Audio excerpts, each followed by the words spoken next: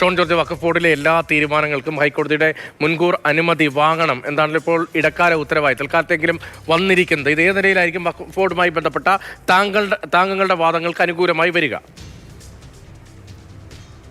അല്ല, നിലവില് കേന്ദ്ര വഖഫ് ഭേദഗതി നിയമത്തിന് വിരുദ്ധമായിട്ട് കഴിഞ്ഞ സർക്കാരിന്റെ കാലത്ത് ഫെബ്രുവരി മാസം 4-ാം തീയതി രൂപീകരിച്ച ബോർഡാണിത്. അതുകൊണ്ട് തന്നെ ഈ ബോർഡിന് നിയമസാധ്യതയില്ല, ഈ ബോർഡിന് നിയമം നിൽക്കില്ല, ഇവർ എടുത്തിട്ടുള്ള ഒരു തീരുമാനങ്ങളും നിലനിൽക്കുന്നതല്ല എന്നുള്ളതായിരുന്നു നമ്മളുടെ വാദം. അത് കോടതി പ്രഥമദൃഷ്ട്യാ അംഗീകരിച്ചു എന്ന് വേണം തന്നെ കരുതാൻ.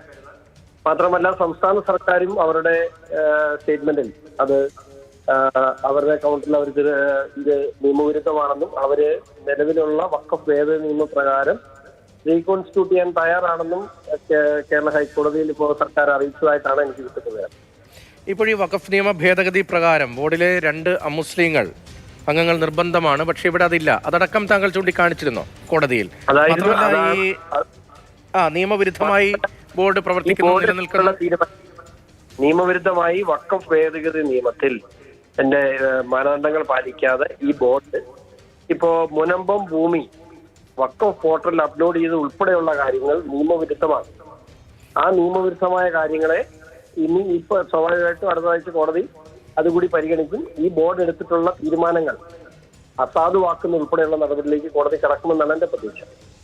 അതായത് ഈ ബോർഡ് അടിയന്തരമായി പിരിച്ചുവിടണം എന്താണ് താങ്കളുടെ ഹർജിയിലെ പ്രധാനപ്പെട്ട ആവശ്യം. അതിലേക്ക് എത്തുന്നതിന്റെ ആദ്യ ഘട്ടം എന്ന നിലയിലാണോ ഇന്നത്തെ ഈ ഇടപെടലിനെ കാണുന്നത്? തീർച്ചയായിട്ടും. നന്ദി ശ്രീ ഷോൺ ജോർജ്.